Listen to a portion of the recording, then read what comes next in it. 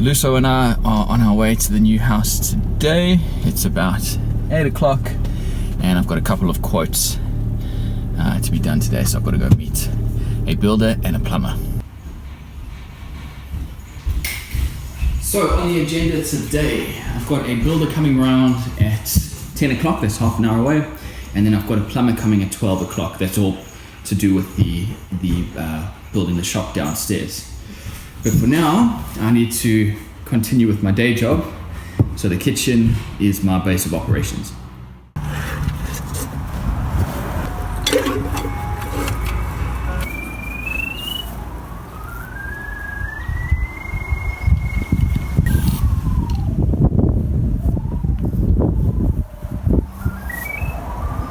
The joys of buying a new home. We have problems. That over there is the sewage line. The pipes coming down are from the kitchen and the sewer line runs along, and right over there is a tree root that's broken the pipe. All the pipe from here back to there is going to need to be dug up and redone. And moving through here,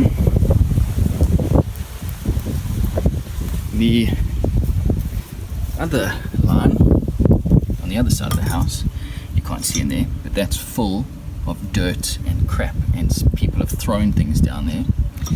So, you know, I mean, it's obviously we don't know who it was, or you know, and obviously I'm not going to point fingers because it's, you know, I bought it as is, and that's part of the fun.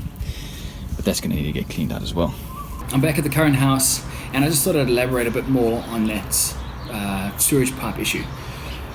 So the plumber was saying what's happened is over time the ground has subsided, and the weight on that clay pipe, because it would have been an old clay pipe, has become so much that it's cracked the pipe, and it's only because of that crack that the tree roots can get in. So that the tree roots aren't going to break the pipe. It's only because there's been a crack so the roots get in, and then that over time pushes that crack further and further apart. So the solution is only to replace that little section of crack pipe, because the rest of the pipe is fine, and if that hasn't cracked from subsiding, then it'll probably be fine. So he quoted me a couple $1,000s for the job, and I thought, geez, that's expensive just to replace some pipe. So I said, well, what if I dig the hole? Oh, that'll probably half the price. So I can't believe how expensive it is just to dig a hole. Now granted, a meter down is a pretty big hole, so it's going to require quite a bit of effort on my part to dig that. But to save it like $1,000 to dig a hole, no problem, I'll definitely dig that.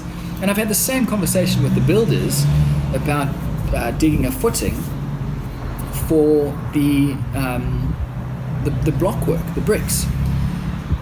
The one guy said he'll take off $1,200 for me to dig down 400 millimeters around the 6x9 perimeter. And I can't believe that it's, I mean, I know that it's labor and that's a lot of the cost, but jeez, yeah. Anyway, I guess the good thing out of all of that is that I'm hopefully going to be able to save a lot of money just by putting in the labor myself. And they say that whenever you have building work like this done, you must never be afraid to ask the contractor or the tradie what you can do to knock off the cost, because he's happy to knock off that cost, because it's no skin of his teeth, because his guys are going to be working, you know, spending their time somewhere else, and you get the saving. So, you know, it's always a good idea to ask that question. I'll also give you guys a quick update on the trees that I got for free from that festival a couple weeks back. That is the paperbark, that is the fig tree, and that is the Moreton Bay ash. All of them are going gangbusters.